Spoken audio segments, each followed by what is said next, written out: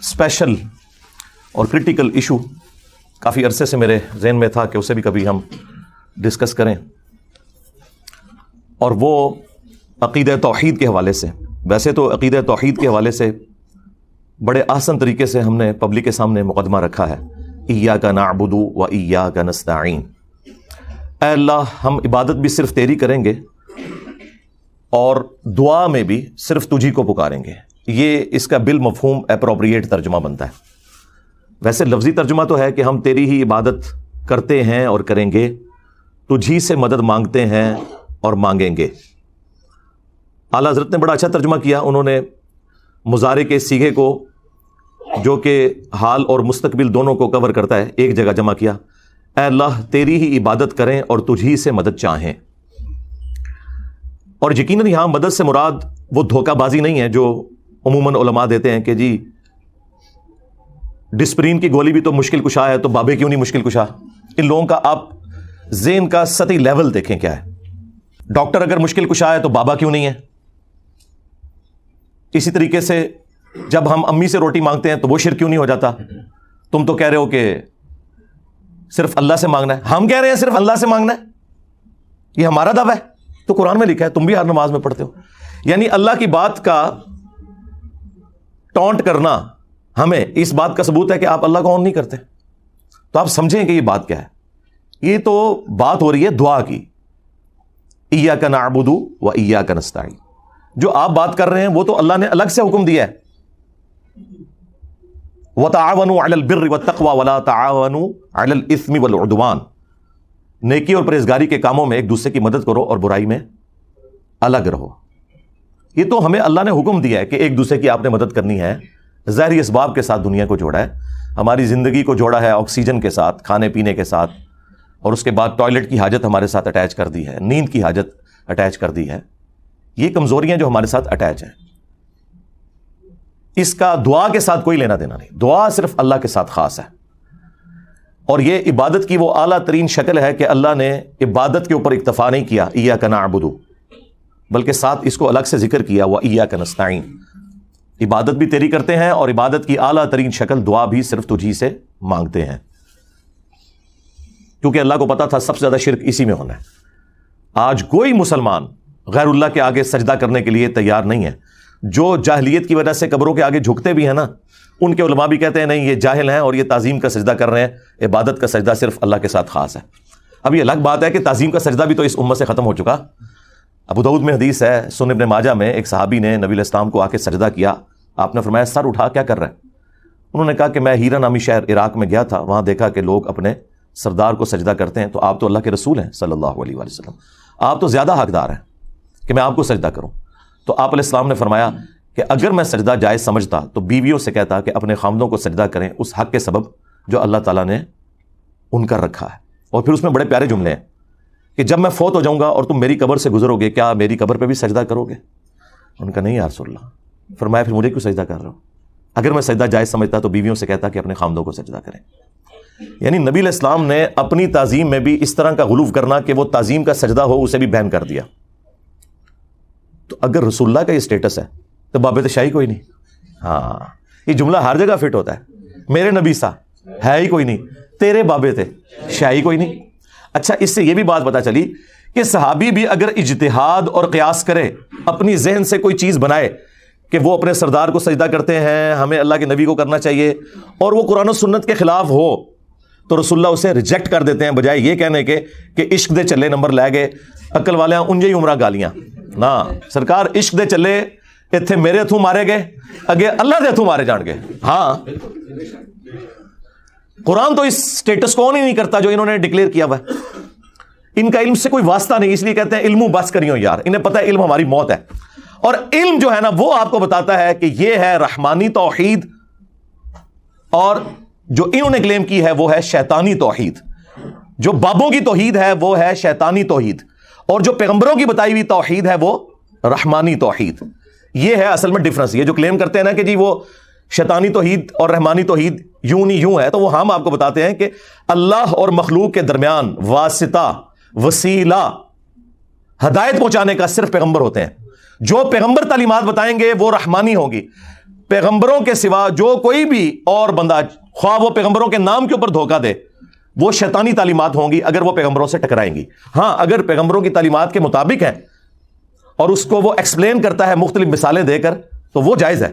لیکن بالکل اس کے اپوزٹ رزلٹ نکالنا، یعنی آیت تو پڑھنا ایاک نعبد و ایاک نستعین، اور اس کی تفسیر میں لکھنا کہ یا علی مدد بھی ثابت ہوتا ہے، عبد القادر جیلانی کو پکارنا بھی ثابت ہوتا ہے، یہ تو بالکل 180 ڈگری رزلٹ ہے نا. اور یہ تو صراحتاً شرک ہے، وہ بالکل واضح قرآن میں آیت ہے. کہتے ہیں جی آپ نے یہ تو بتا دیا کہ صرف اللہ ہی سے دعا مانگیں گے، اللہ کے سوا کسی اور سے دعا نہیں مانگیں گے، یہ کہاں لکھا ہوا ہے؟ جی لکھا ہوا ہے، پہلے زمانوں میں نہیں لکھا ہوا تھا. پہلے آپ کے اوپر کوئی اللہ نے ایسی چیز مسلط نہیں کی تھی جو آپ کے ان شیطانی وسوسوں کا علاج کرتی. اب اللہ نے مسلط کر دی ہے، لکھا پرانا ہی ہوا تھا، نکالا میں نے. سورۃ النمل کی آیت نمبر 62، امن یجیب المضطر اذا دعا، بھلا بتاؤ تو کون ہے جو اضطراب اور پریشانی میں گھرے ہوئے شخص کی دعا کو سنتا ہے.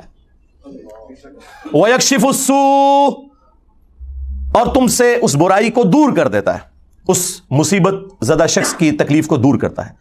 وَيَجْعَلُكُمْ خُلَفَاءَ الْأَرْضِ، اور تمہیں زمین پر اگلوں کا خلیفہ کرتا ہے، یعنی تمہارے ماں باپ کے مرنے کے بعد تم، تمہارے مرنے کے بعد تمہاری اولاد. اِلَٰهٌ مَّعَ اللَّهِ، کیا اللہ کے ساتھ کوئی اور معبود بھی ہے جس کی یہ کوالٹیز ہوں؟ قلیلا ما تذکرون، بہت کم ہی تم نصیحت حاصل کرتے ہو. یہ آیت اس بات کا ثبوت ہے کہ اللہ کے سوا کسی اور ہستی کے بارے میں یہ عقیدہ رکھنا کہ وہ دعاؤں کو سنتا ہے اور مشکل کو دور کر دیتا ہے، گویا کہ اسے خدا بنانے کے، الہ بنانے کے، معبود بنانے کے مترادف ہے. اس کے بعد کسی آیت کی ضرورت نہیں. اہل تشیع کے ہاں صبح و شام کے اذکار میں یہ آیت موجود ہے، لیکن وہ عربی میں پڑھتے رہے. جب ہم نے اسے ہائی لائٹ کیا، سینکڑوں نہیں ہزاروں شیعہ نے شرک چھوڑ دیا، اور انہوں نے کہا ہمیں تو پتہ ہی نہیں تھا. اب تو میں نے اس میں اگلا ورژن ایڈ کیا ہے کہ جو مولا حسن علیہ السلام کو وصیت نامہ لکھا ہے مولا علی علیہ السلام نے، نہج البلاغہ میں موجود ہے، 3-4 صفحات پہ پھیلا ہوا ہے. توحید کا شاہکار ہے وہ خطبہ. اس کے بعد تو کوئی گنجائش نہیں رہتی کہ کوئی شخص مولا علی کا نام لے اور ان کے نام کے اوپر شرک کھڑا کرے.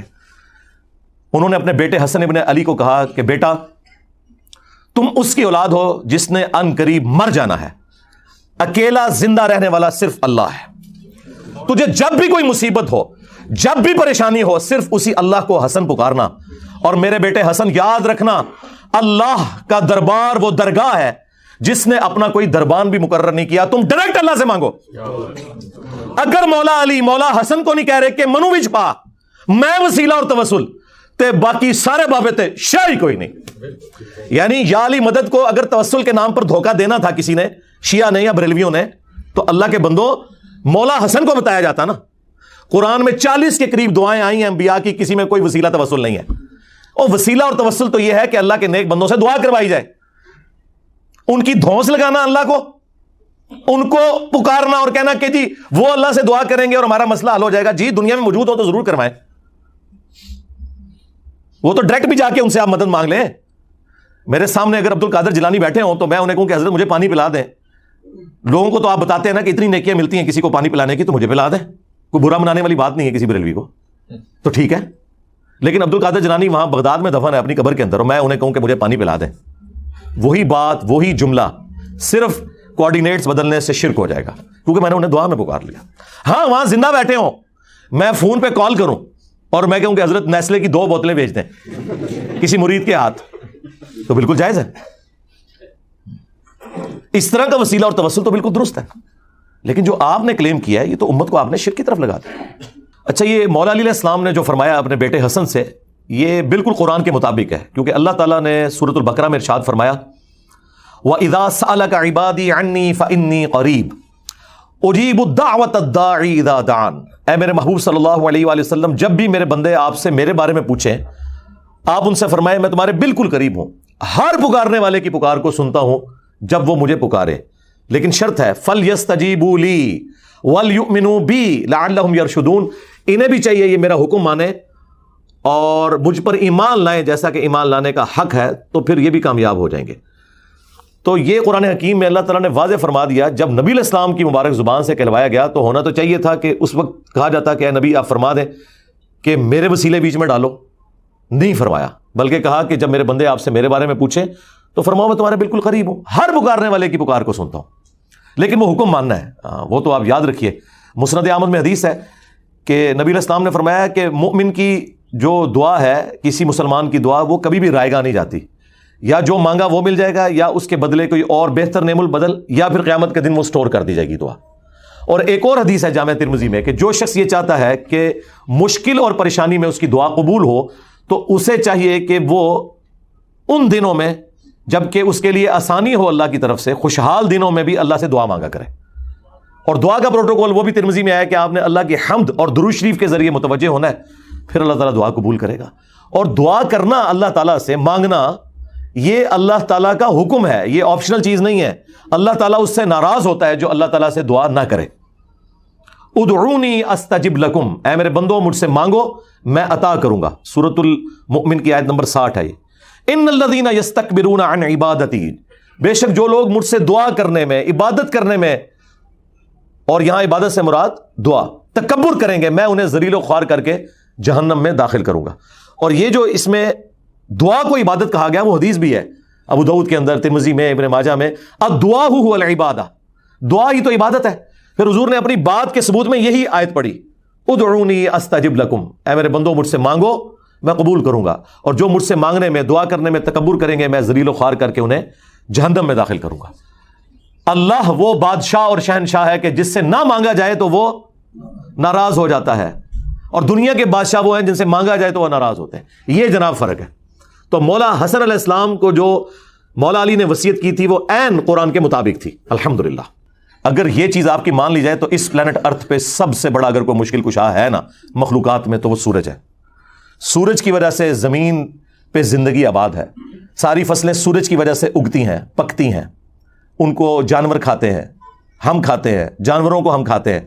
یہ سب کا سب نظام، دنیا میں ہواؤں کا چلنا، بارش کا برسنا، گلیشیئرز کی فارم میں پانی کا سٹور ہونا، پھر سورج کی تپش سے اس کا پگھلنا، اور وہاں تک پہنچنا بھی ایویپوریٹ ہو کے سمندر سے، یہ سب کچھ سورج کی وجہ سے ہے. موسم بھی سورج کی وجہ سے بدلتے ہیں. سورج ختم ہو جائے اس زمین پہ زندگی ختم ہو جائے. آج تک ہمیں کبھی وہم بھی آیا کہ ہم سورج کو مدد کے لیے پکاریں؟ نیور. ہم کہتے ہیں اللہ نے اسے کام میں لگایا ہوا ہے.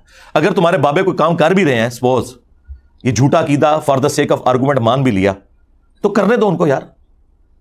کیوں پکارتے ہو؟ اللہ کو پکارو. بارش کون برساتا ہے؟ اللہ. ڈیوٹی کس کی ہے؟ فرشتوں کی.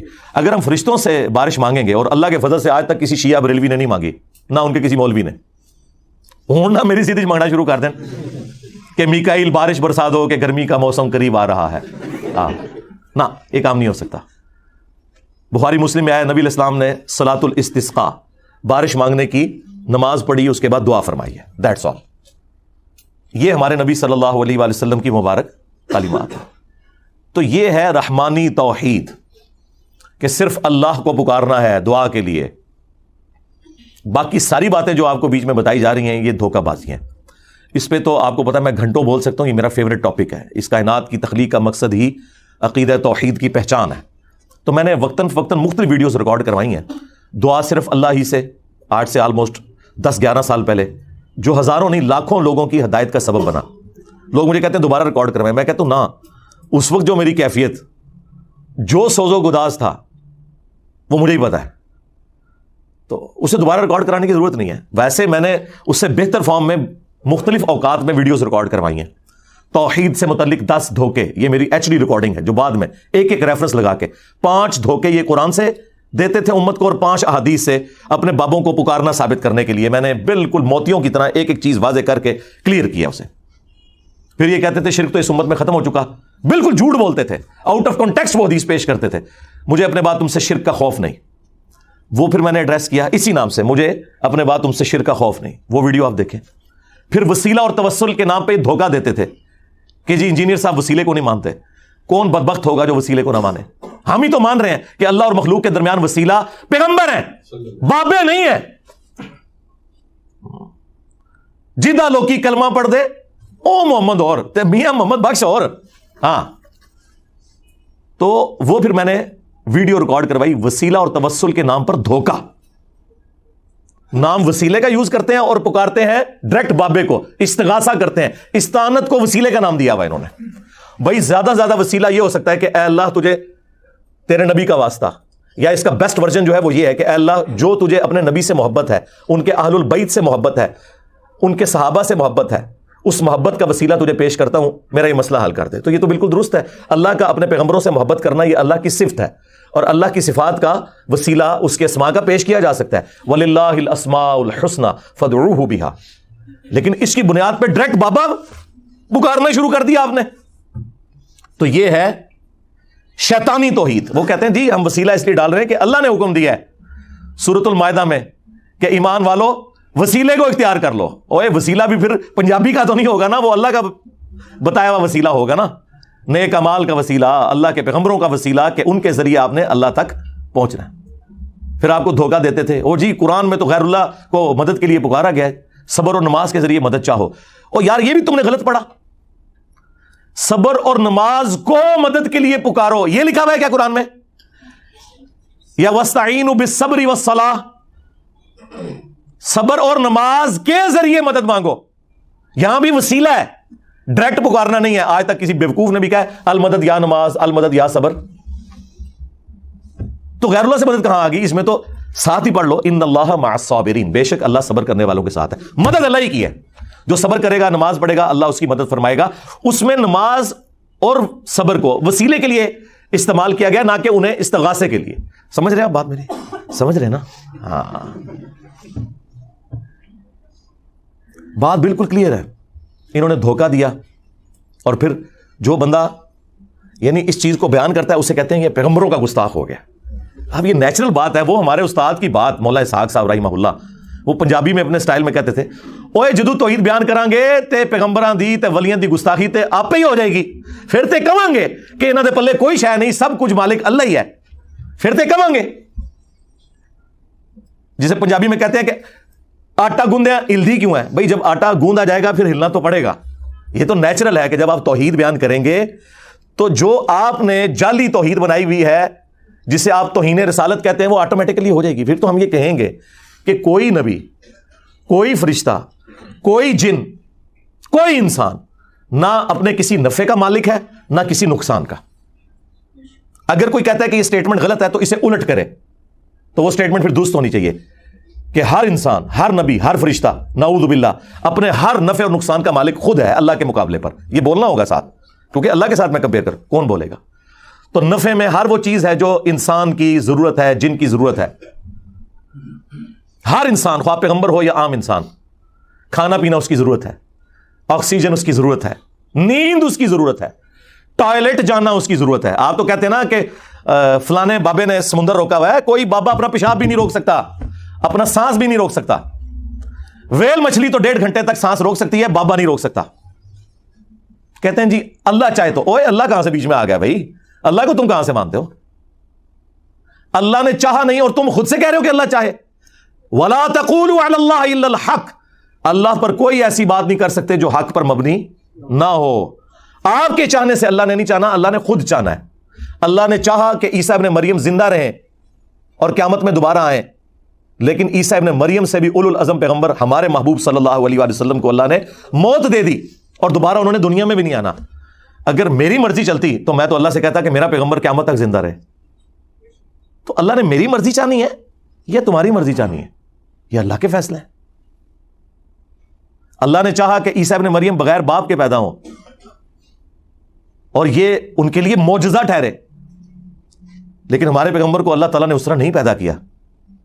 تو کیا اب ہم زبردستی نبی علیہ السلام کے والد محترم سیدنا عبداللہ رضی اللہ تعالیٰ عنہ علیہ السلام کا انکار کرنا شروع کر دیں صرف کرسچنز کو خاموش کروانے کے لیے؟ یہ کرسچن جو مشنریز ہیں نا، وہ یہ 3-4 سوال لکھ کے نا وہ بھی مناظرے اور مبالغے کرتے پھرتے ہیں. دسو جی تہاڈا نبی افضل ہے کہ ساڈا نبی افضل ہے؟ تو ان کو بھی 3-4 باتیں رٹائی ہوئی ہیں لوگوں نے.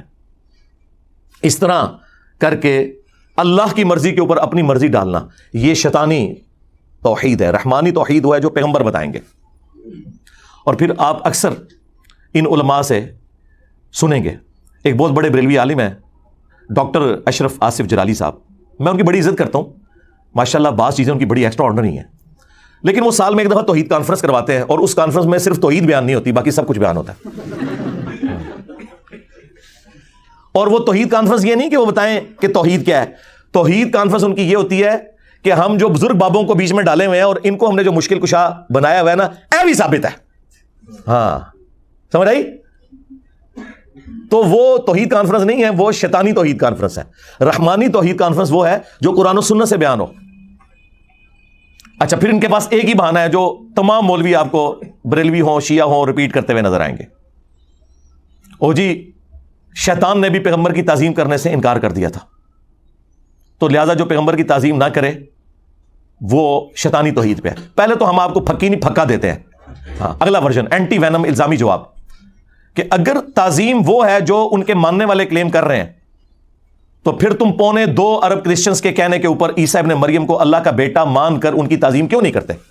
وہ تو کہہ رہے ہیں تم توہین کر رہے ہو، تو یہ کیا کہیں گے کہ نہیں، تعظیم کا یہ مطلب نہیں کہ اللہ کے مقابلے پہ کھڑے ہو جائیں۔ ہائے مسجد کے، یہی تو ہم کہہ رہے ہیں، ہم بھی یہی سمجھانا چاہ رہے ہیں آپ کو کہ تعظیم کا یہ قطعاً مقصد نہیں ہے کہ آپ پیغمبروں کے مقابلے پہ کھڑا کر دیں۔ تو اس جواب کے بدلے میں غصے میں آ کر اگر کرسچنز کہیں کہ تم عیسیٰ کی تعظیم نہیں کرتے تو کیا بریلویوں کو اور شیعوں کو غصہ نہیں آئے گا؟ یار ہم تعظیم کر رہے ہیں لیکن عیسیٰ ابن مریم اللہ کے بیٹے نہیں ہیں، وہ معبود نہیں ہیں۔ وہ کہیں گے نہیں، جب تک تم یہ نہیں مانو گے ان کی تعظیم ہوگی نہیں۔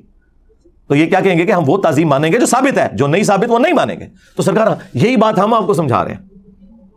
اب آپ آ جائیں اس شیطانی توحید جس کو آپ کہہ رہے ہیں جو رحمانی توحید ہے، اور اسے خام خواہ آپ نے شیطان کے کھاتے میں ڈالا ہوا ہے کہ شیطان نے پیغمبر کی تعظیم کرنے سے انکار کر دیا تھا۔ اور ایک تو مولانا صاحب نے مجھے ٹانٹ کرواتے ہوئے یہاں تک کہا کہ جی انجینئر صاحب کل کو یہ کہیں گے کہ جو شیطان نے کہا تھا کہ اللہ کے جیسا ہے ہی کوئی نہیں، آدم تے شاہی کوئی نہیں۔ اللہ کے بندو، یہ شیطان نے کب کہا تھا؟ آپ کے کان میں آ کے کہا تھا۔ قرآن میں تو قصہ آدم اور ابلیس 7 دفعہ آیا ہے، اس میں تو کہیں نہیں لکھا کہ شیطان نے یہ کہا تھا کہ اللہ کے جیسا ہے ہی کوئی نہیں، آدم تے شاہی کوئی نہیں۔ اس نے یہ کہا تھا میرے جیسا ہے ہی کوئی نہیں، آدم تے شاہی کوئی نہیں۔ اس نے آدم علیہ السلام کے مقابلے پہ بابا کھڑا کر لیا تھا جو تم لوگ کرتے ہو، وہاں وہ بابا خود تھا، یہاں تم نے اپنے بابے کھڑے کیے ہیں۔ کبھی کسی بزرگ کو کھڑا کر لیتے ہو، کبھی کسی امام کو کھڑا کر لیتے ہو، اور کبھی نعوذ باللہ زبردستی کسی پیغمبر کو لا کے کھڑا کر دیتے ہو۔ پیغمبروں کا کوئی قصور نہیں، تمہارا قصور ہے۔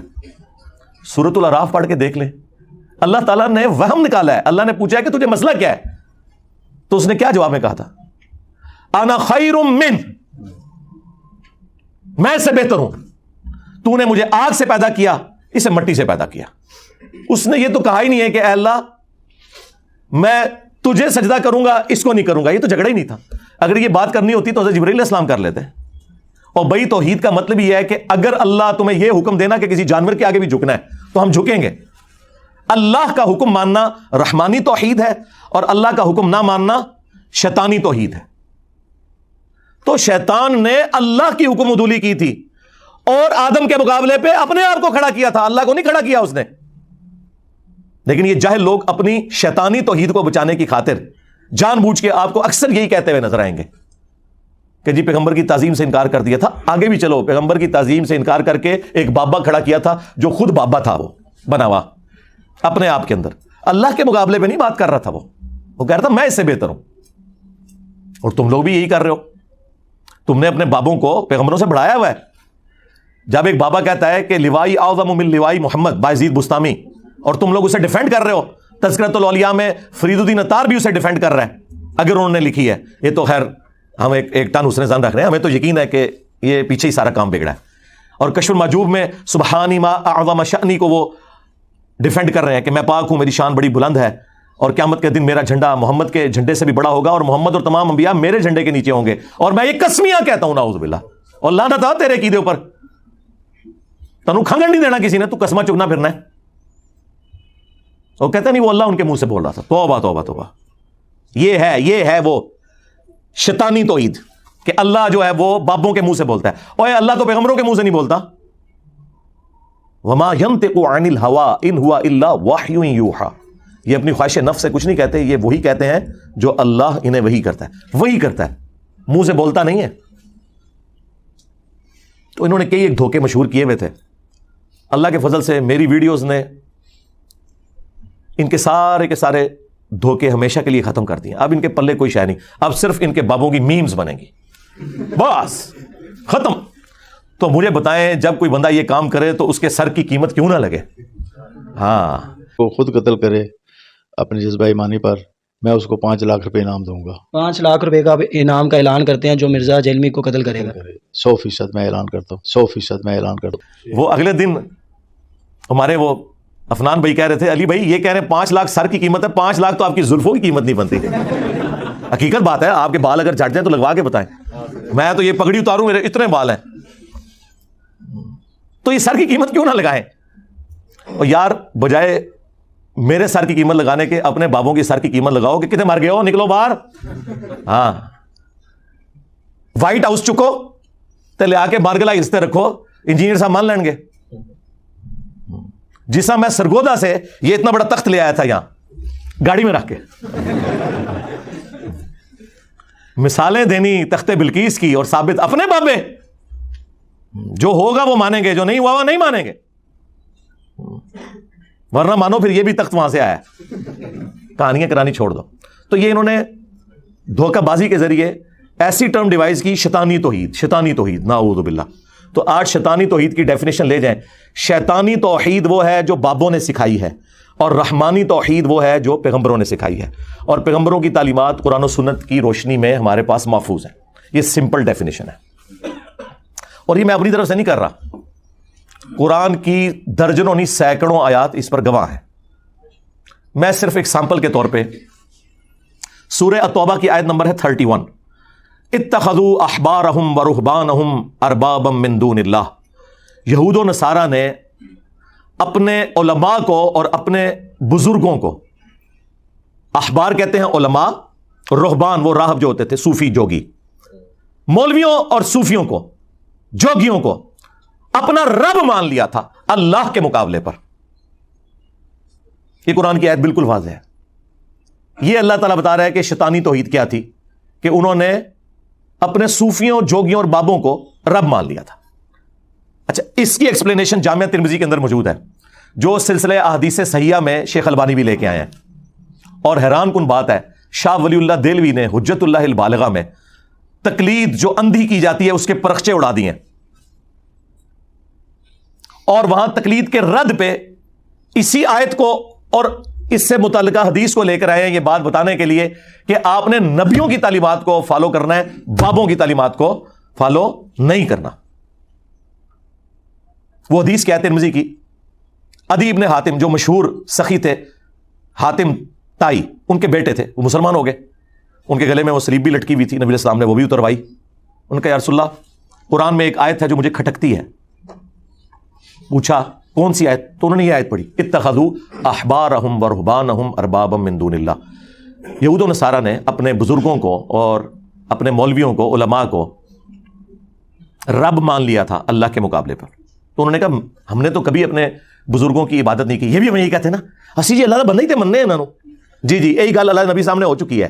ہاں, اللہ کے نبی علیہ السلام نے فرمایا کہ مجھے یہ بتاؤ کہ کیا تم اپنے مولویوں اور صوفیوں, احبار اور رہبان کے کہنے پر کسی چیز کو حلال اور حرام تصور نہیں کر لیتے تھے؟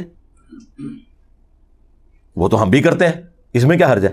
نہیں, یہ بات ہو رہی تھی کہ اللہ کی تعلیمات کے مقابلے پر ان کی حلال کردہ چیزوں کو حلال اور حرام کردہ چیزوں کو حرام. وہ آج بھی وہ کہتے ہیں پوپ کے پاس اختیار ہے, اس لیے پوپ نے جو ہے وہ عیسیٰ ابن مریم کا قتل بھی معاف کر دیا ہوا یہودیوں کو, جو ان کی نظر میں ہوا. ہمارے نزدیک تو وہ زندہ اٹھائے گئے الحمدللہ. تو عدی ابن حاتم نے کہا یا رسول اللہ ایسا ہی تھا, یعنی بغیر یہ دیکھے ہوئے کہ اللہ کی تعلیمات کیا ہیں, پیغمبروں کی تعلیمات کیا ہیں, وہ اپنے مولویوں اور بزرگوں کے کہنے پر حلال کو حلال اور حرام کو حرام مان لیتے تھے. تو جب انہوں نے کہا یا رسول اللہ ایسا ہی تھا, آپ نے فرمایا یہی تو ان کو رب بنانا ہے, کیونکہ شریعت کا کسٹوڈین تو اللہ ہے, اور اس کے بہاف پہ اس کے پیغمبر وہ بتائیں گے کہ کون سی چیز حلال ہے اور حرام ہے. بابے صرف یہ بتائیں گے کہ پیغمبر نے یہ فرمایا, بابے یہ نہیں کہیں گے کہ میں یہ کہتا ہوں, نصیحت تو یہ کہتا ہے, تیرے کہنے کی کیا اوقات ہے. عزتیں ویل کی ہیں تم نے اللہ اور اس کے رسول کے نام کے اوپر, چندے بٹورے ہیں, جدادیں منائی ہیں اللہ اور اس کے رسول کے نام کے اوپر عز و جل و صلی اللہ علیہ وآلہ وسلم, سواریاں سوار کی ہیں تم لوگوں نے مکے اور مدینے کے نام کے اوپر, اور پھینکی جا کے دیوبند شریف, بریلی شریف, بغداد شریف اور اجمیر شریف میں. غدار ہو تم اپنے پیغمبر کے.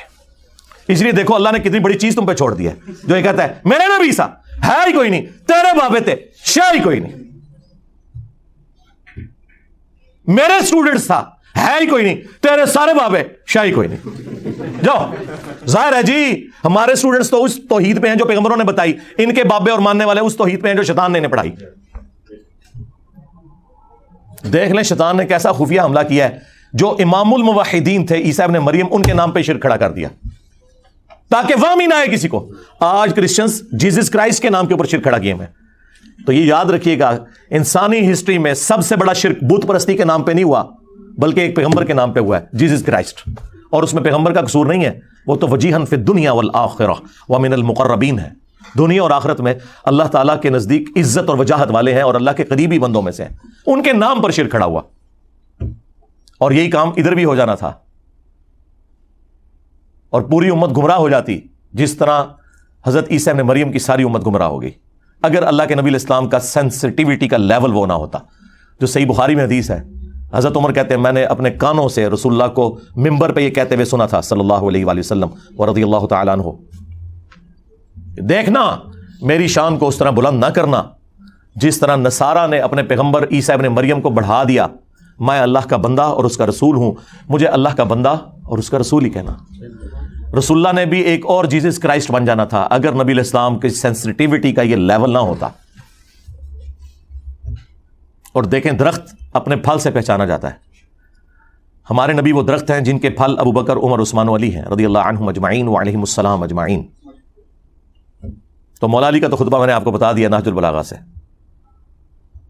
کہ میرے بیٹے حسن، اللہ کی بارگاہ وہ ہے جس کا کوئی دربان بھی نہیں ہے، اور تو اس کی اولاد ہے جس نے مر جانا ہے، مانگ اس سے جو ہمیشہ زندہ رہنے والا ہے۔ اب آئیں اس امت کے ایک اور سب سے بڑے انسان کا فتویٰ سن لیں، سیدنا ابو بکر رضی اللہ تعالیٰ عنہ علیہ السلام۔ صحیح بخاری میں کم از کم 4 جگہ پہ تفصیلی یہ خطبہ آیا ہے، ویسے تو 8-9 جگہ پہ آیا ہے، کہ جب نبی الاسلام دنیا سے تشریف لے گئے، سیدنا ابو بکر مسجد میں آئے اور پھر ایڈجسنٹ حجرہ عائشہ میں داخل ہوئے، نبی الاسلام کے مبارک چہرے سے کفن ہٹایا، ماتھے پہ بوسہ دیا اور کہا یا رسول اللہ، اللہ آپ پہ 2 موتیں جمع نہیں کرے گا، کیونکہ باہر حضرت عمر نے یہ کلیم کیا تھا کہ جو یہ کہے گا کہ نبی الاسلام فوت ہو چکے میں اس کی گردن کاٹ دوں گا۔ وہ یہ سمجھتے تھے جس طرح موسیٰ علیہ السلام کوہ طور پہ 40 دن کے لیے گئے تھے، نبی الاسلام بھی واپس آ جائیں گے، ابھی رومنز اور پرشینز کی جو امپائرز ہیں وہ گرنی ہے، لیکن انہیں یہ نہیں پتا تھا کہ یہ حضور کی زندگی کے بعد ہوگا، جبھی تو کنفرم ہوگا کہ صحابہ کرام اور خلفائے راشدین کے پیچھے اللہ ہے۔ اگر حضور یہ خود کر کے جاتے تو جو لوگ خلفائے راشدین کو یہ کہتے ہیں کہ انہوں نے قبضہ کیا ہے رسول اللہ کی مسند پہ، ان جھوٹوں کا پول کیسے کھلتا؟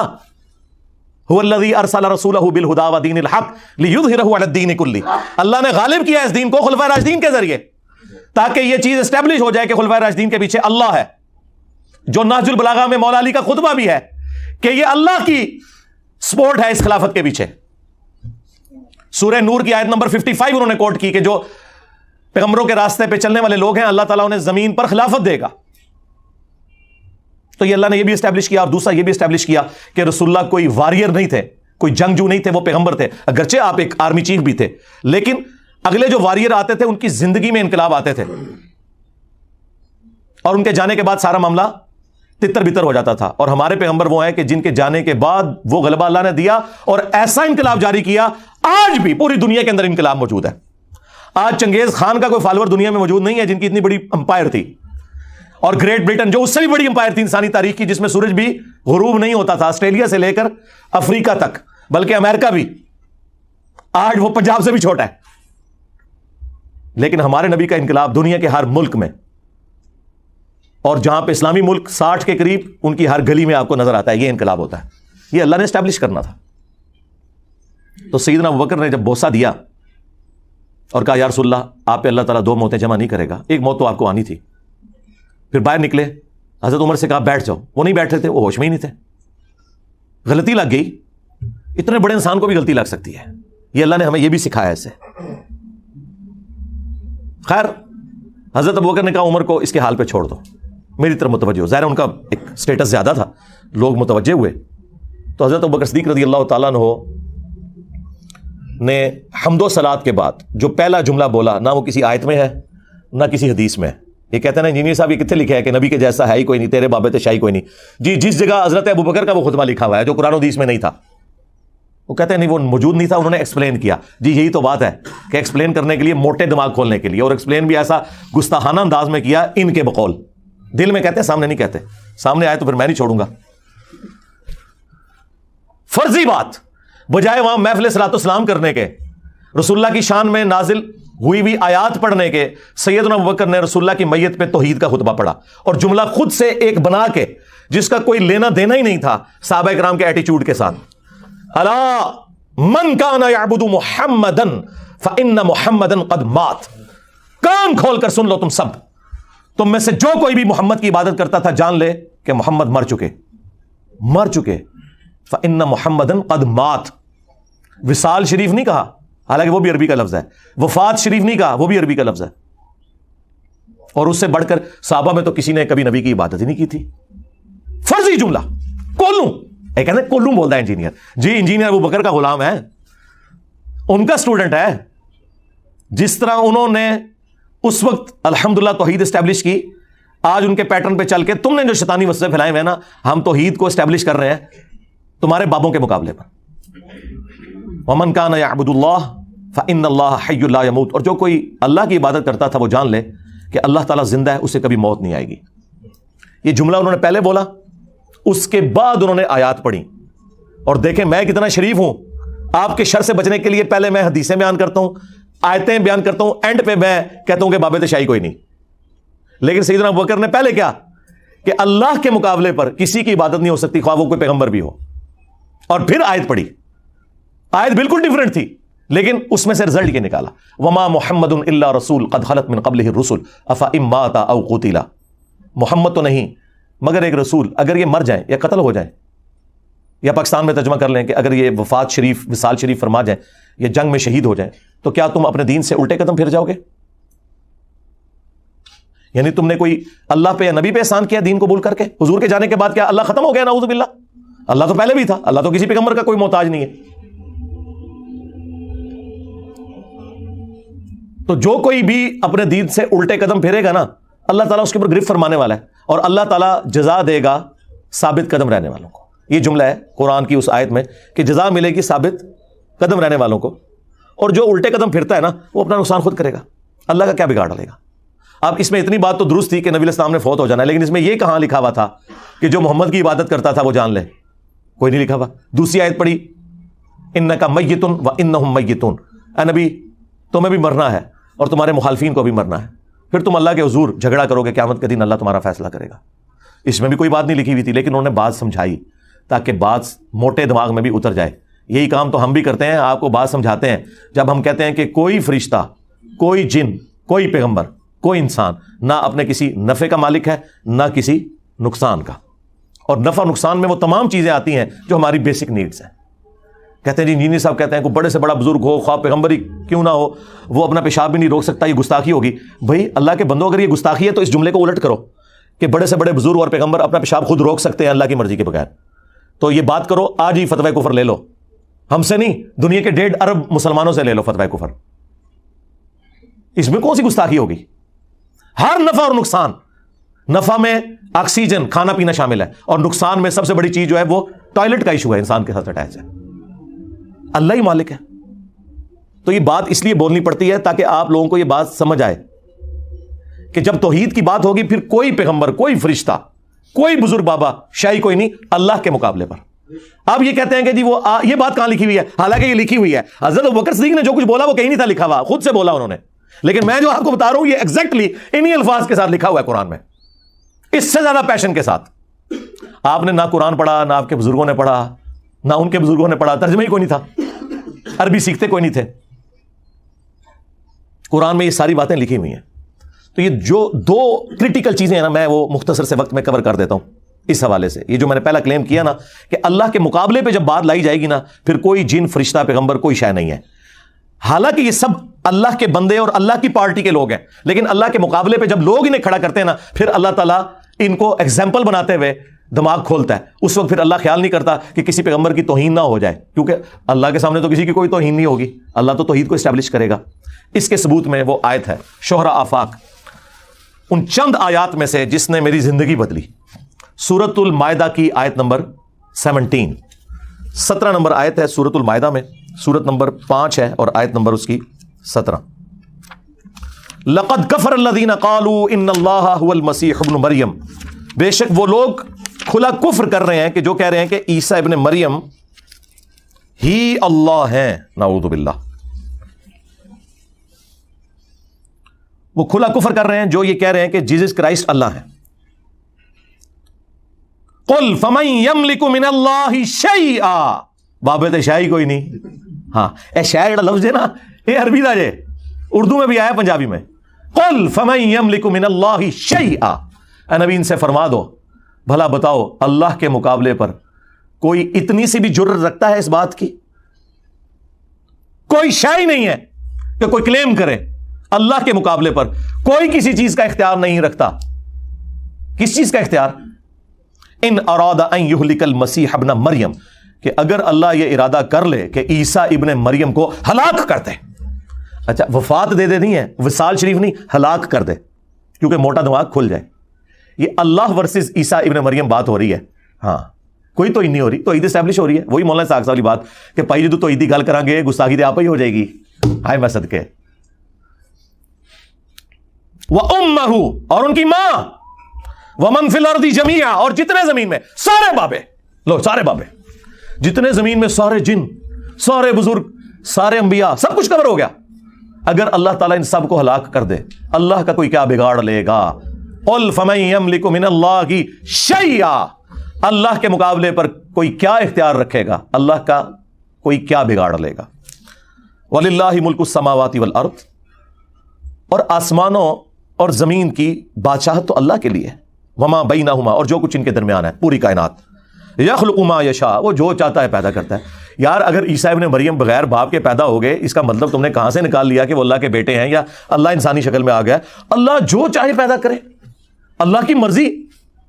عیسیٰ ابن مریم جیسے اللہ تعالیٰ اربوں لوگ اور پیدا کر دے، کیا اللہ کے اختیار سے باہر ہے؟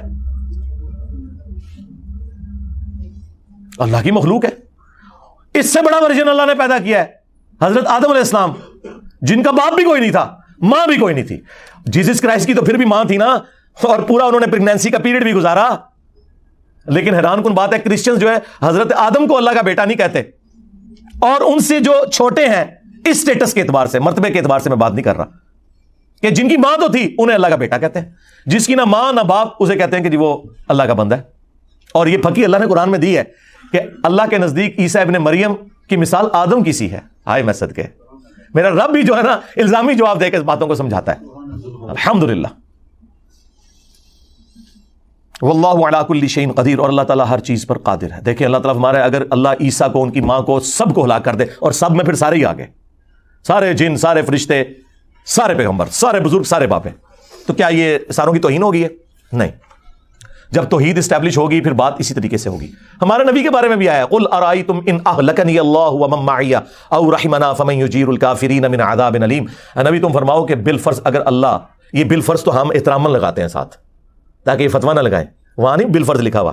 کیوں اللہ تعالیٰ کو کیا ضرورت ہے کہ کسی کو کلیریفیکیشن دے کہ میرے جیسا ہے ہی کوئی نہیں اور انبیاء شاہی کوئی نہیں؟ اللہ کو یہ بات کہنے کے لیے کوئی کلٹسی میں جانے کی ضرورت ہے؟ اللہ تو ڈائریکٹ بات کر رہا ہے. اے نبی ان سے فرماؤ اگر اللہ مجھے ہلاک کر دے، ہلاک، اور میرے سارے ساتھیوں کو، تو ہمارا کوئی اختیار نہیں اللہ کے مقابلے پر. تو کافر کس زوم میں ہے کہ کافروں کو اللہ کے عذاب سے کوئی بچا سکتا ہے؟ کمال ہے. میں کہتا ہوں جی کس لیول پہ اتر کے باتوں کو سمجھایا جا رہا ہے. یہ ہے وہ چیز جو آج مسلم عوام کو بتانے کی ضرورت ہے کہ جب اللہ کے مقابلے پہ آپ کوئی چیز کھڑا کریں گے تو اس کو پھر توحید کو اسٹیبلش کرنے کے لیے آپ کو یہ بتانا پڑے گا کہ اللہ کے مقابلے پہ کوئی فرشتہ، کوئی پیغمبر، کوئی جن، کوئی انسان، کوئی شے نہیں ہے اللہ کے مقابلے پر. اور اس کو شیطانی توحید نہیں، رحمانی توحید کہیں گے. یہ تو وہ اگزامپل تھی جو مقابلے والی تھی کہ اللہ کے مقابلے پہ کھڑا کیا. اب دوسری اگزامپل ہے کہ نفع و نقصان کا مالک صرف اللہ ہے، اور ہر وہ چیز جو نفع میں داخل ہے، ہر وہ چیز جو نقصان میں داخل ہے، اس پہ بھی کسی فرشتے، کسی جن، کسی انسان کا زیرو کنٹرول ہے.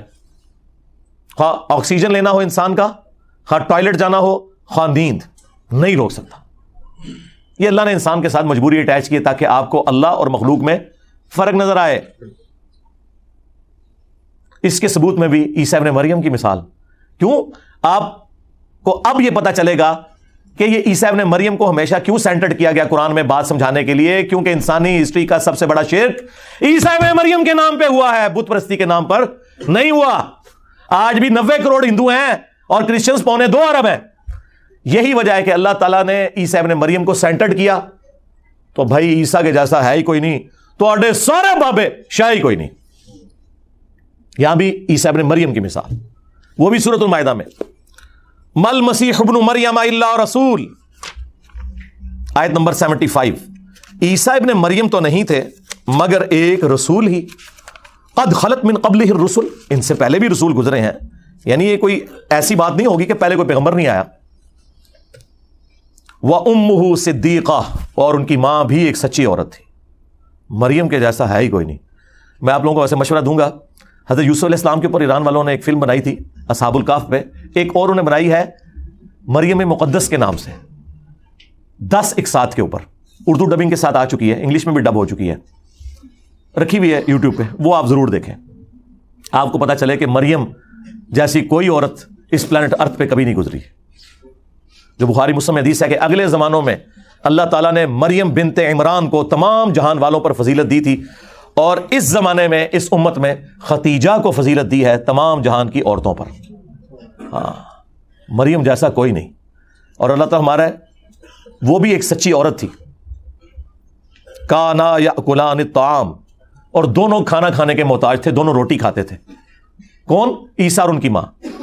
آپ کو یہ کہے گا کہ روٹی افضل ہوگی حضرت عیسیٰ علیہ السلام سے؟ نہیں، یہ عیسیٰ ابن مریم کی کمزوری ہے، ان کی ماں کی کمزوری ہے کہ ان کے ساتھ روٹی کی تکلیف اٹیچ ہے کہ یہ انہوں نے کھانی ہے تو زندہ رہنا ہے، اور اس کے بعد ٹوائلٹ جانا ہے تو زندہ رہنا ہے۔ اس میں کوئی گستاخی والا ایلیمنٹ نہیں ہے۔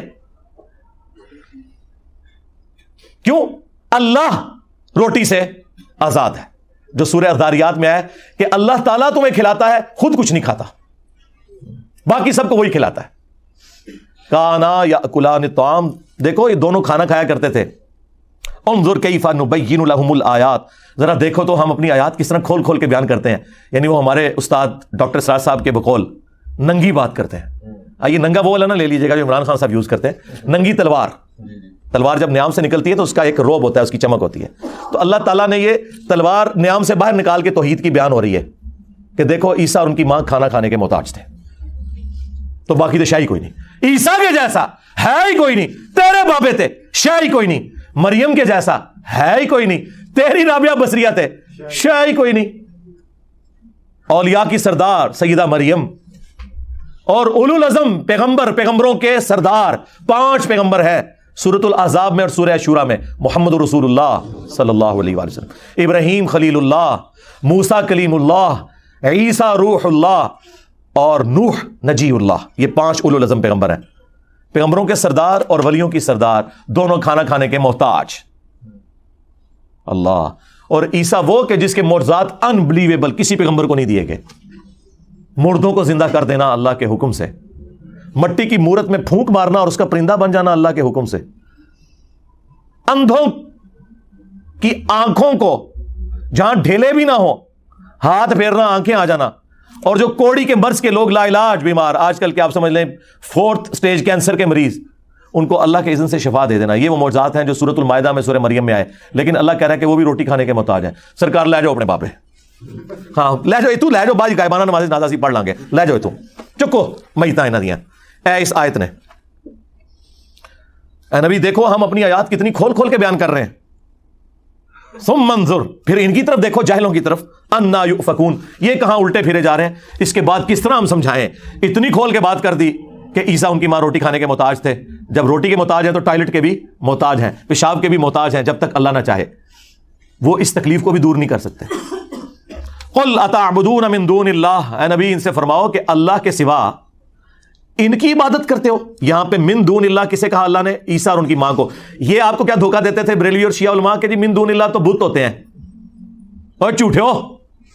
من دون اللہ ہر وہ ہستی ہے جو اللہ کے مقابلے پہ لوگ کھڑی کر دیں، اس میں ان ہستیوں کا قصور نہیں ہے۔ یہاں پہ اللہ نے عیسیٰ ابن مریم اور ان کی ماں کو من دون اللہ کہا۔ کہتے ہیں ہاں ٹھیک ہے، من دون اللہ والی بات آپ کی صحیح ہے، ہمارے بابوں نے ہمیں جھوٹ بولا تھا۔ اگلا بھی جھوٹ ہم دسنے جڑا تسی بولو گے سانو پہلے ہی پتا ہے۔ کہتے ہیں دیکھیں یہاں تو ہے کہ تم عبادت کر رہے ہو عیسیٰ اور ان کی ماں کی، تو ہم تو دیکھیں بزرگوں کی عبادت نہیں کرتے، ہم تو کہتے ہیں وہ اللہ کے بندے ہیں، ہم کہتے ہیں اللہ کی اطاعت سے کرتے ہیں، ہم تو کبھی بزرگ کو سجدہ بھی نہیں کرتے، ہم تو اللہ ہی کی نماز پڑھتے ہیں. ہم نے اس کے جواب میں کیا کہا تھا؟ نہ پرانیاں گلاں، پرانے بانے، پرانے بابے، آگے پڑھ. ما لا یملک لکم ضرا ولا نفعا، وہ ہستیاں عیسیٰ اور ان کی ماں جو نہ تمہارے نفع کے مالک ہیں نہ نقصان کے مالک ہیں. چھڑ دو گل کہ عبادت ہو رہی ہے کہ نہیں ہو رہی. اللہ کہہ رہا ہے عیسیٰ اور ان کی ماں کسی کے نفع نقصان کے مالک ہی نہیں ہے. کیا اللہ یہ کہنا چاہ رہا ہے کہ وہ اللہ کے بندے ہو کر تو نفع نقصان کے مالک ہیں اور خدا ہو کر نہیں ہے؟ نہ، کیٹاگوریکل ڈینائی ہے کہ عبادت اس کی ہوگی، مشکل کشا وہ ہوگا جو تمہارے نفع اور نقصان کا مالک ہو. عیسیٰ اور ان کی ماں تو کسی کے نفع نقصان کے مالک نہیں. سرکار اگر عیسیٰ ابن مریم اور سیدہ مریم بنت عمران کسی کے نفع نقصان کے مالک نہیں تو بابت شاہی کوئی نہیں، بلکہ اڑتے کہنا چاہیے بابت شاہی کوئی نہیں. مارتے روحانی طور پہ. واللہ هو السمیع العلیم، اور اللہ ہی ہے سننے والا، علم والا. اوے جو ہر چیز کو سن سکے، ہر چیز کا علم رکھے، وہ صرف اللہ ہے. جب اللہ کی یہ کوالٹیز ہیں اور کسی اور کے پاس نہیں ہے کہ ہر وقت ہر چیز کو سننا اور علم میں رکھنا، تو کوئی اور اس طرح کا مشکل کشا ہو بھی نہیں سکتا، حاجت روا ہو بھی نہیں سکتا. تو عیسیٰ اور ان کی ماں کھانا کھانے کے محتاج. اللہ اکبر. اب عیسیٰ علیہ السلام سے بھی بڑی پرسنالٹی ہمارے محبوب علیہ السلام کی، ان کے بارے میں بھی سن لیں، پھر تو بابے ارداب دینا جا کے غیبانہ نماز جنازہ پڑھ دیں گے. سورۃ الاعراف کی آیت نمبر 188، جو میں کہتا ہوں قرآن کی سب سے سخت آیت ہے عقیدہ توحید کے حوالے سے. اور یہ آیت اگر آپ چوک میں اعلیٰ حضرت کا ترجمہ پڑھ کے بھی سنا دینا تو آپ کے اوپر 295 سی انہوں نے لگا دینی ہے. قل لا املک لنفسی نفعا ولا ضرا، وہی بات اے نبی تم خود فرما دو اپنی مبارک زبان سے کہ میں تو اپنی جان کے لیے بھی کسی نفع و نقصان کا مالک نہیں ہوں، باقی تو شاید چھڑ دو. الا ما شاء اللہ، ہاں جو اللہ میرے لیے فیصلہ کرے، اس نے فیصلہ کرنا ہے کہ مجھے کون سی نفع مند چیز پہنچے گی اور کون سی نقصان والی.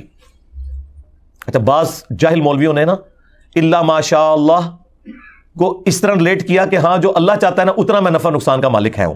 اندازہ کریں، وہ بھی جھوٹ نکلا. یہ تو حضور اپنی بات کر رہے ہیں، آپ کے نفع نقصان کی تو بات پھر بھی نہیں ہو رہی. میں اپنی جان کے لیے بھی کسی نفع نقصان کا مالک نہیں مگر جو اللہ چاہے. تو یہ انہوں نے جو دھوکہ دیا وہ اسی آیت میں پکڑا گیا. اگلی بات اللہ نے اور کھول کے بیان کر دی تاکہ موٹے دماغ والوں کو بھی سمجھ آ جائے. وَلَوْ كُنْتُ أَعْلَمُ الْغَيْبِ، اگر میں خود سے غیب کو جان لیتا، لَاسْتَكْثَرْتُ مِنَ الْخَيْرِ، تو میں خیر کثیر جمع کر لیتا. ہاں وہ غیب تو ہم مانتے ہیں جو اللہ تعالیٰ وحی کے ذریعے بتاتا ہے، جو وہ نہ مانے وہ تو کافر ہے، وہ تو نبی کی شان ہے. وَمَا كَانَ اللَّهُ لِيُطْلِعَكُمْ عَلَى الْغَيْبِ وَلَكِنَّ اللَّهَ يَجْتَبِي مِن رُّسُلِهِ مَن يَشَاءُ. اللہ کی یہ شان نہیں کہ ہر ایک کو غیب پر اطلاع دے، وہ اپنے پیغمبروں میں سے جسے چاہتا ہے چن لیتا ہے، اور تمہارا کام ہے اللہ اور اس کے پیغمبروں کے اوپر ایمان لے کر آؤ. لیکن اگر نبی علیہ السلام خود سے غیب جان لیتے کہ مستقبل میں کیا ہونے والا ہے، تو اے نبی تم فرما دو میں خیر کثیر جمع کر لیتا. ظاہر ہے جب آپ کو مستقبل کا حال پتہ چل جائے، آج کے دور میں سمجھنے کے لیے کہ ڈالر کی قیمت یا گولڈ کی اوپر جانے والی ہے، آپ دیکھیں اس ایک سال میں ڈبل ہو گیا گولڈ.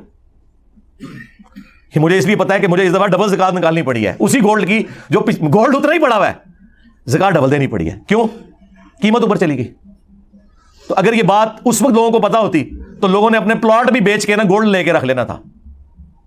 پلاٹس اتنے اوپر نہیں گئے جتنا گولڈ گیا. وما مسنی السوء، خیر کثیر بھی جمع کر لیتا اور کبھی مجھے کوئی تکلیف نہ پہنچتی. یقیناً اگر کسی شخص کو یہ پتا چل جائے کہ آج اتنے بجے اگر یہ روڈ کراس کرے گا تو ایک ٹریلے کے نیچے آ کے مارا جائے گا، وہ اس دن نہیں پوری زندگی اس روڈ کو کبھی کراس نہیں کرے گا، دوسرے راستے سے جائے گا. لیکن ایسا نہیں ہوگا، کبھی بھی نہیں ہوگا. اللہ تعالیٰ نے اس طرح کا کبھی کسی کو اختیار دیا ہی نہیں ہے.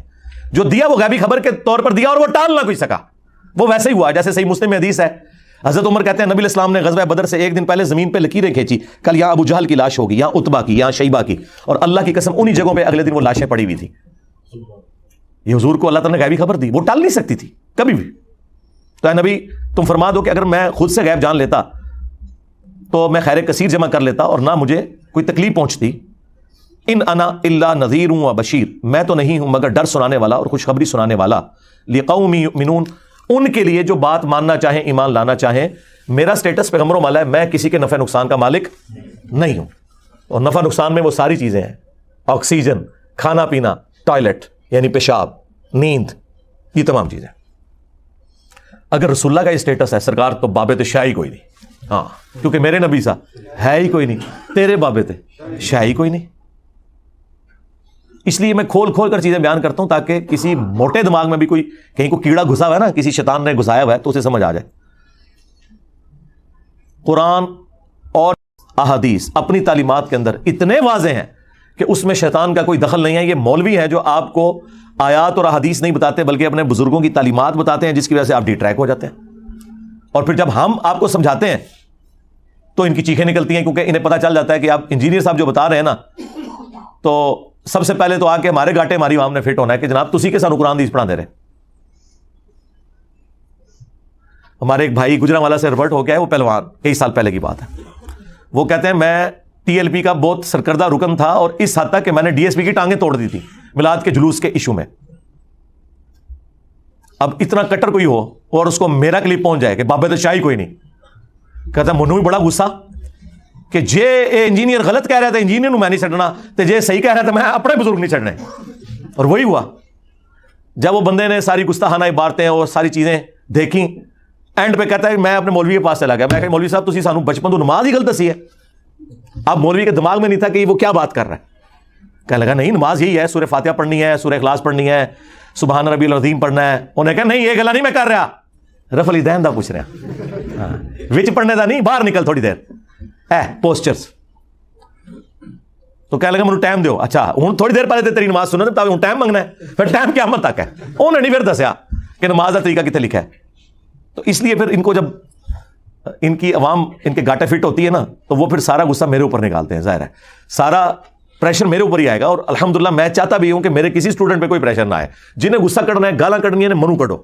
ہاں انہوں نے چھاڑ دو, یہ اللہ دے بندے نے تواڈے پیچھے ہی نمازاں پڑھ رہے ہیں, آپ کو یہ چندے دے رہے ہیں, آندہ بھی انہوں نے ادھر ہی رہنا ہے. ہم نے کوئی اپنی چندہ بک نہیں بنائی, کوئی مسجد نہیں بنائی, کوئی مدرسہ نہیں بنایا, ٹھیک ہے, آپ کے ساتھ ہی ان کو اٹیچ رکھا ہے. صرف یہ ہے کہ انہوں نے اپنے عقائد جو ہے اس شخص کی تعلیمات کے مطابق کر لیے ہیں جس کی قبر مدینے میں ہے صلی اللہ علیہ وآلہ وسلم, جو ہمارے روحانی باپ ہے. النبی اولی بالمؤمنین من انفسہم وازواجہ امہاتہم, نبی مومنین کی جانوں سے بڑھ کر ان پر حق رکھتے ہیں, اور نبی کی بیویاں امت کی مائیں ہیں, اور یقیناً پھر نبی امت کے روحانی باپ ہیں الحمدللہ. تو غصہ جس نے نکالنا میرے اوپر نکالے, باقی ان کو آپ لوگ تنگ نہ کیا کریں, کیونکہ تنگ کرنے سے کچھ نہیں ہوگا. آپ کو دلیل پیش کرنی پڑے گی, اور وہ آپ کے پلے کوئی دلیل نہیں ہے. قرآن اپنی توحید کے اندر اتنی سینسٹیوٹی شو کرتا ہے کہ وہ پھر یہ لحاظ نہیں کرتا کہ اللہ کے مقابلے پہ کوئی فرشتہ آ رہا ہے, جن آ رہا ہے, پیغمبر آ رہا ہے. اللہ تعالیٰ اپنے معاملات کو بالکل اسٹریٹ اوے بیان کرتا ہے. من ذا الذی یشفع عندہ الا باذنہ, کس کی جرت ہے کہ اللہ کے حضور کسی کی شفاعت کر سکے؟ ہاں اس کے اذن سے. پھر سورہ نبا میں جو اللہ تعالیٰ نے فرمایا نا کہ رحمان کے حضور کوئی کلام بھی نہیں کر سکتا, ہاں مگر جس کو اللہ نے اذن دیا ہے وہ بھی اس کی اجازت سے ہی بولے گا, ورنہ بولنے کا بھی اختیار نہیں ہے. اللہ نے کہا کہ فرشتے بھی سب بنا کے کھڑے ہوں گے, حضرت جبرائیل کی بھی ضرورت نہیں کہ خود سے کوئی بات کر سکے. یار اللہ کے سامنے کو کسی کی سفارش کر سکتا ہے؟ دنیا میں سفارش یہ ہوتی ہے کہ اے بندے نے چھاڑ دو, غلط پڑھ لیا جائے, منو پتہ ہے بڑا شریف بندہ ہے. اللہ نو کون کہے کہ اللہ جی غلط پڑھ لیا جائے, میرے کہنے سے چھاڑ دو؟ ہائے ہائے ہائے ہائے, یہ ہو سکتا ہے؟ اس لیے پھر اللہ کو پوچھنا پڑتا ہے کہ اللہ بندہ صحیح پڑھے ہے, منو اجازت دے کہ میں اس کے لیے تیرے حضور دعا کروں, کیونکہ یہ تو کوئی نہیں کہہ سکتا کہ غلطی نہ پڑھ لیا تیرے فرشتہ نے. اس لیے شفاعت بالاذن ہے, دھوس کے ساتھ, وجاہت کے ساتھ, زبردستی کے ساتھ ہے ہی نہیں ہے.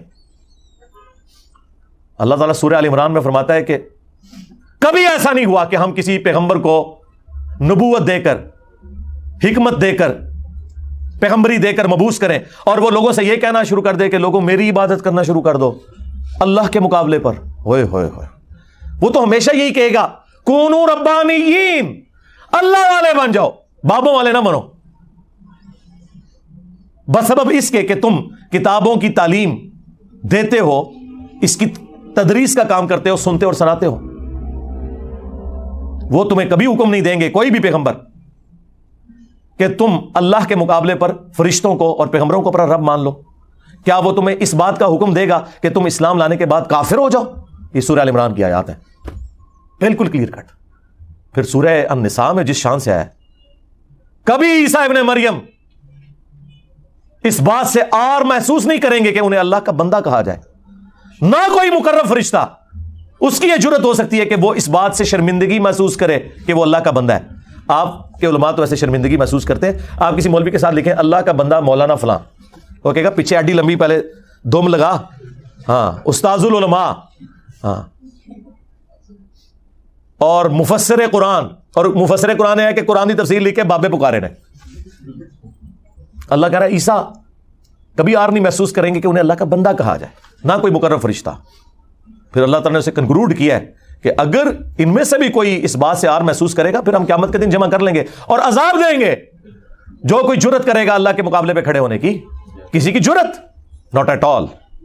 پھر 18 انبیاء کا ذکر کر کے اللہ تعالیٰ نے سورۃ الانعام میں فرمایا وَلَوْ أَشْرَكُوا لَحَبِطَ عَنْهُمْ مَا كَانُوا يَعْمَلُونَ، اگر یہ 18 پیغمبر بھی شرک کرتے نا ہم ان کے بھی اعمال برباد کر دیتے، باقی تو شاہی کوئی نہیں ہو۔ وہ 18 انبیاء نام لے کر، انبیاء کے ناموں کا یہ گلدستہ ہے جس میں ابراہیم علیہ السلام بھی شامل ہے، عیسیٰ علیہ السلام بھی شامل ہے، موسیٰ علیہ السلام بھی شامل ہیں، ہمارے نبی علیہ السلام بھی شامل ہیں، اللہ اکبر۔ اور ہمارے نبی کے لیے تو اسپیسیفکلی اللہ تعالیٰ نے الگ سے سورہ زمر میں فرمایا، اللہ اکبر، کیا نبی فرما دو وَلَقَدْ أُوحِيَ إِلَيْكَ وَإِلَى الَّذِينَ مِن قَبْلِكَ، اے نبی تم فرما دو کہ میری طرف اور مجھ سے پہلے تمام انبیاء کی طرف یہی وحی ہوئی ہے، لَإِنْ أَشْرَكْتَ، کہ اگر تم نے بھی شرک کیا تو تمہارے اعمال بھی برباد کر دیے جائیں گے اور تم خسارہ پانے والوں میں سے ہو جاؤ گے۔ تو باقی تو شاہی کوئی نہیں۔ توحید جب اسٹیبلش ہوگی تو پھر یہ ساری باتیں ہوں گی۔ پھر قرآن میں 3 دفعہ آئے گا، سورہ الانعام میں، سورہ الزمر میں، سورہ یونس میں، قل انی اخاف ان عصیت ربی عذاب یوم عظیم، اے نبی تم فرماؤ کہ بالفرض، یہ میں ویسے بالفرض کہہ رہا ہوں، ہاں تو ڈائریکٹ بات ہے، اگر میں بھی اپنے رب کی نافرمانی کروں تو مجھے خوف ہے کہ بڑے دن کا عذاب مجھے بھی آ پکڑے گا۔ اس کے بعد کسی بابے کی جرت ہے جو یہ کہے کہ جی میں سارے مرید جنت ہی لے جاؤں گا، او لے جاؤ بابے اپنے، اللہ دے بندے ہو۔ یہاں تو پیغمبروں کی بات ہو رہی ہے، نبی تم فرماؤ کہ اگر میں بھی اپنے رب کی نافرمانی کروں، حالانکہ آپ نے کبھی نہیں کرنی تھی، لیکن اللہ تعالیٰ نے ہمیں سنایا ہے کہ اگر نبیوں کا یہ سٹیٹس ہے تو بابے تو شاہی کوئی نہیں، یہ بات ہے اور کوئی لحاظ نہیں۔ سورۃ الاحقاف میں، اے نبی تم فرماؤ میں کوئی نیا رسول نہیں ہوں، مجھ سے پہلے بھی رسول آئے ہیں، مجھے تو خود نہیں پتا کہ خود میرے ساتھ اور تمہارے ساتھ کیا ہونے والا ہے۔ اللہ، اس سے مراد آخرت کا فیصلہ نبی الاسلام کی نہیں، یعنی کہ آگے مستقبل میں کیا ہوگا، ظاہر ہے پیغمبر تو جنتی ہیں، لیکن اللہ تعالیٰ فرما رہا ہے کہ فرما دو کہ اللہ کے فیصلے ہیں۔ پھر سورہ بنی اسرائیل میں آیا کہ اے نبی یہ تو تلے ہوئے ہیں کہ آپ کو حق کے راستے سے ہٹا دیں، اور قریب تھا کہ آپ بھی ان کی بات مان لیتے، کمپرومائز کر لیتے اپنی شرافت کی وجہ سے، بدنیتی کی وجہ سے نہیں، اگر ہم آپ کو تھام نہ لیتے، اور اگر ایسا ہو جاتا تو ہم تمہیں دنیا کی زندگی میں بھی دگنا عذاب دیتے اور آخرت کی زندگی میں بھی دگنا عذاب، اور تمہیں اللہ کے مقابلے پر چھڑانے والا کوئی نہ ہوتا۔ یہ رسول اللہ سے خطاب ہو رہا ہے ہمیں سمجھانے کے لیے۔ پھر سورۃ الحاقہ میں اتنی سخت آیات ہیں کہ اگر یہ نبی کوئی اپنی طرف سے بات منسوب کر دیں ہماری طرف جو ہم نے وہی نہیں کی، ہم ان کا دایاں ہاتھ پکڑ کے ان کی رگیں جہاں کاٹ دیں، اور تم میں سے کوئی ایک بھی ایسا نہ ہو جو ان کو بچا سکے ہم سے۔ مجھے بتائیں جہاں اللہ کے محبوب سید الاولین والآخرین، شفیع المذنبین، رحمت للعالمین، سیدنا و مولانا امام اعظم محمد رسول اللہ صلی اللہ علیہ وآلہ وسلم کا یہ سٹیٹس ہے تو بابے دے شاہی کوئی نہیں۔ اور یہ آیات کوئی گستاخی والی نہیں ہے۔ بعض لوگوں کے دماغ میں آتا ہے کہ جی یہ آیات پڑھنے سے کوئی نبی کی شان میں تنقیص ہوگی، نہیں، یہ آیات ہمارے پاس نہ ہوتی تو ہم کافروں کو یہ نہ بتا سکتے کہ یہ کتاب پیغمبر نے نہیں لکھی، اللہ کی طرف سے نازل ہوئی ہے، ورنہ کوئی شخص اپنے بارے میں اس طرح کی باتیں نہیں کرتا۔ یہاں کو مولوی اپنے بارے میں یہ لکھ سکتا ہے کہ میں تو شاہی کوئی نہیں، مجھے بھی اللہ تعالیٰ عذاب دے گا اگر میں اللہ کی نافرمانی کروں۔ نو نو نو، اپنے آپ میں تو جنتی منے بیٹھے نے۔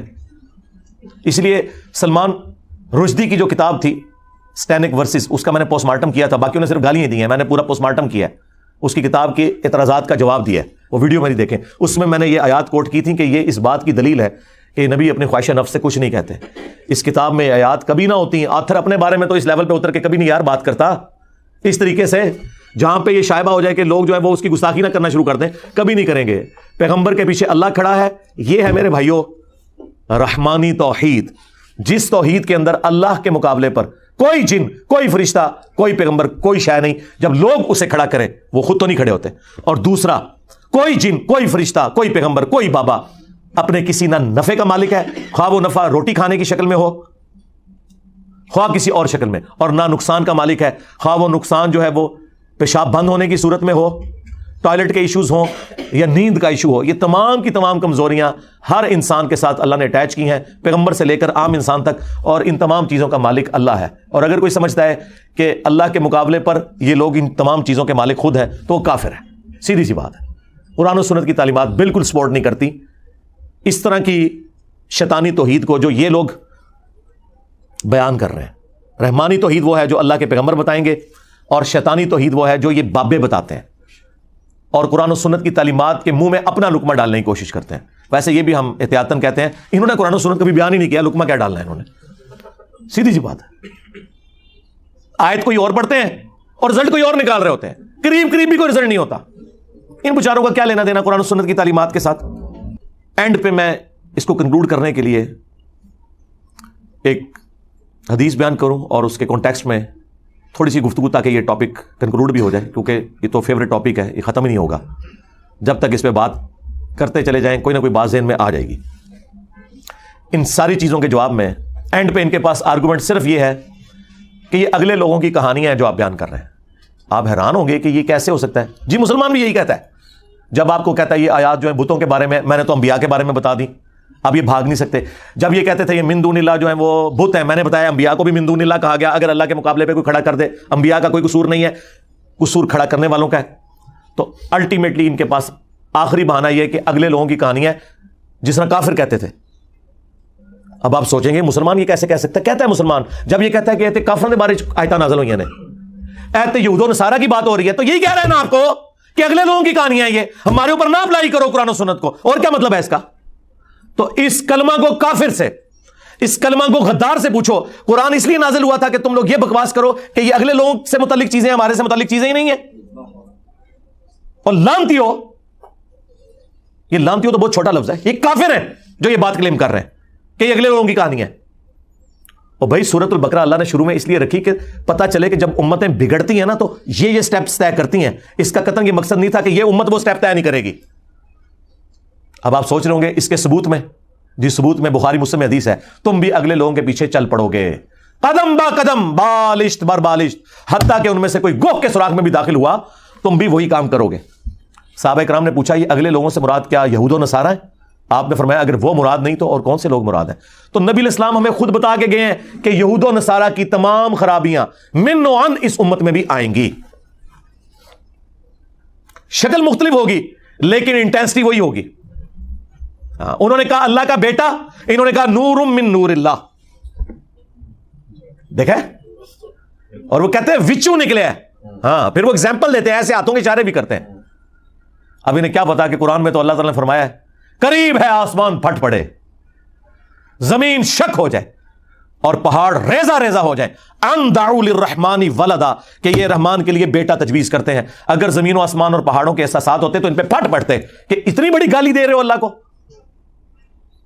انہوں نے وہ گالی ذرا مہذب انداز میں دے دی, جس طرح میں آؤٹ آف ویڈ لاک لفظ یوز کرتا ہوں, حالانکہ اسے میں اردو میں یا پنجابی میں بولوں تو وہ بڑا سخت لفظ ہے. آؤٹ آف ویڈ لاک, شادی کے بغیر پیدا ہونے والا. تو کام تو یہی کر رہے ہیں کہ یہ الفاظ مختلف استعمال کرتے ہیں, کام انہوں نے وہی ڈالا ہوا ہے, وہی خرابی ان کے اندر موجود ہے. تو نبی علیہ السلام نے فرمایا کہ تمہارے اندر وہی خرابیاں آ جائیں گی. اچھا, وہی ڈاکٹر اشرف آصف جلالی صاحب جو توحید کے نام پر توحید کے خلاف حملہ کرنے کے لیے کانفرنسز کرتے ہیں, توحید کانفرنس کے نام پہ, یہ حدیث ان کی موت ہے بخاری مسلم کی. ان کے پاس کوئی چارہ نہیں تھا, انہوں نے کہا کہ اس سے مراد یہ ہے کہ یہود و نصارہ کا فیشن جو ہے نا میری امت میں آ جائے گا. یعنی اگر وہ پینٹ شرٹ پہنیں گے تو یہ بھی پینٹ شرٹ پہنیں گے, اور سارا ان کا فیشن پینٹ شرٹ میں گھس گیا ہے. انہوں نے جو 76 موبائل مریدوں کے پیسوں کے اٹھائے ہوئے اتنے لمبے لمبے اسمارٹ فون, وہ نہیں آتے. جو دہشت گرد قسم کے پیچھے باڈی گارڈ رکھے ہوئے ہیں, ان کے ہاتھ میں جو اجمیر شریف کی بنی ہوئی کلاشن کوف ہے,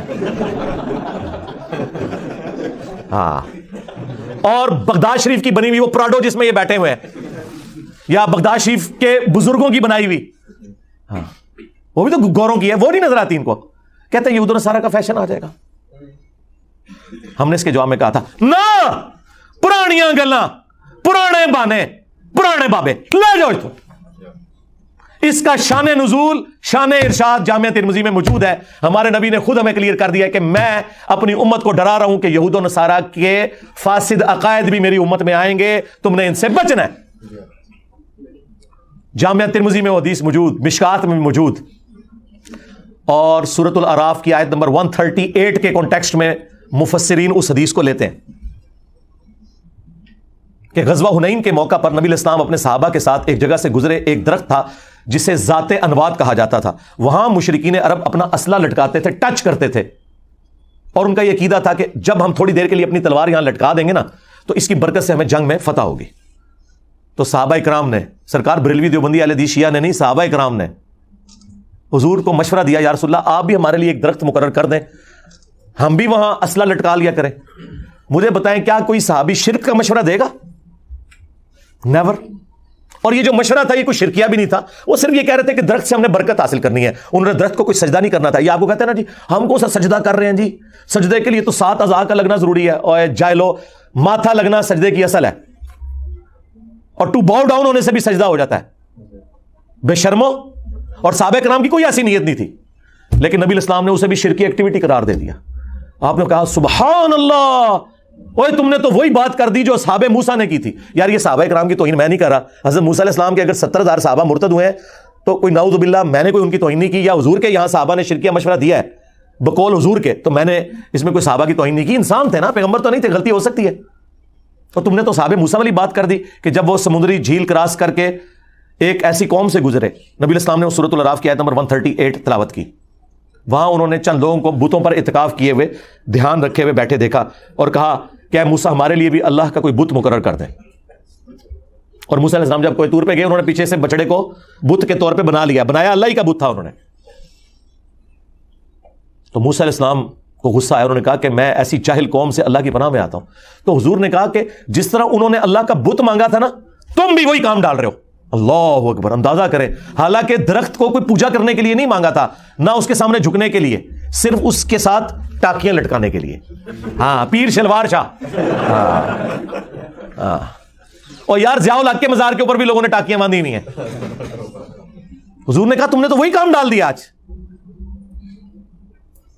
اللہ کی قسم تم بھی اگلے لوگوں کے پیچھے چل پڑو گے, یعنی جس طرح کے کام اگلے لوگوں نے کیے تم بھی کرو گے. اب اس کو جوڑ لیں بخاری مسلم کی اس حدیث کے ساتھ, اللہ کی قسم تم بھی اگلے لوگوں کے پیچھے چل پڑو گے قدم با قدم بالشت بر بالشت.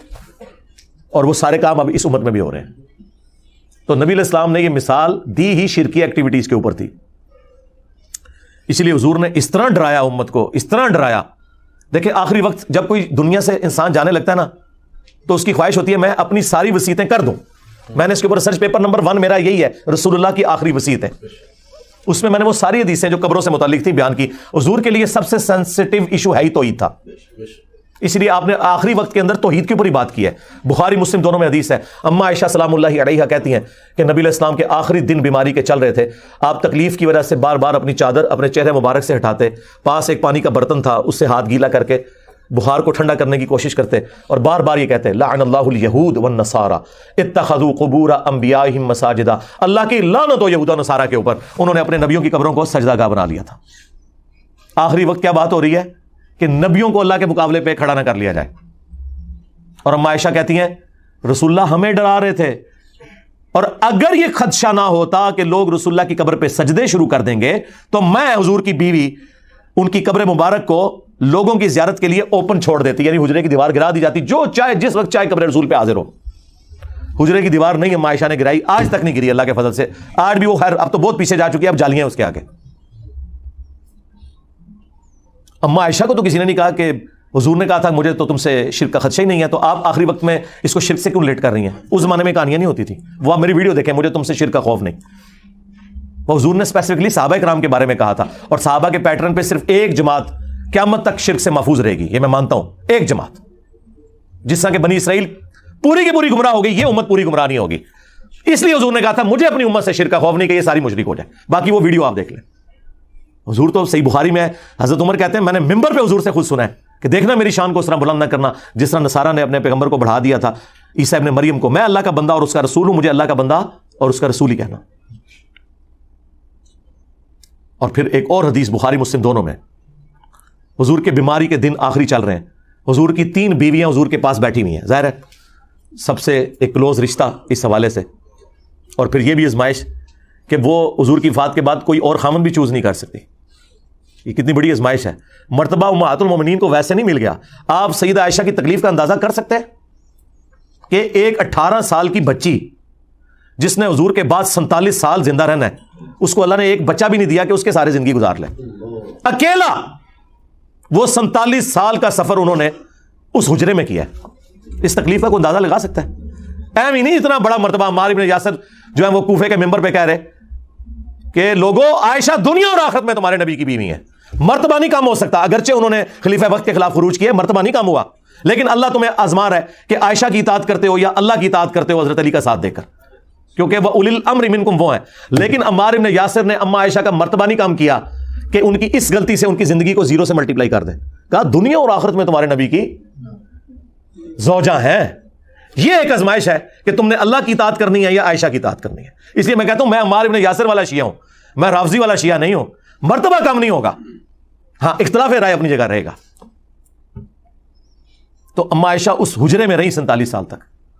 تو اما عائشہ بیٹھی ہوئی ہیں، سیدہ ام سلمہ بیٹھی ہوئی ہیں اور ام حبیبہ بیٹھی ہوئی ہیں. 3 بیویاں حضور کی، اور ان میں سے یہ تو سینئر بیویاں ہیں، اسلام میں بھی سینئر ہیں. انہوں نے ہجرت مدینہ سے پہلے ہجرت حبشہ بھی کی ہوئی ہے.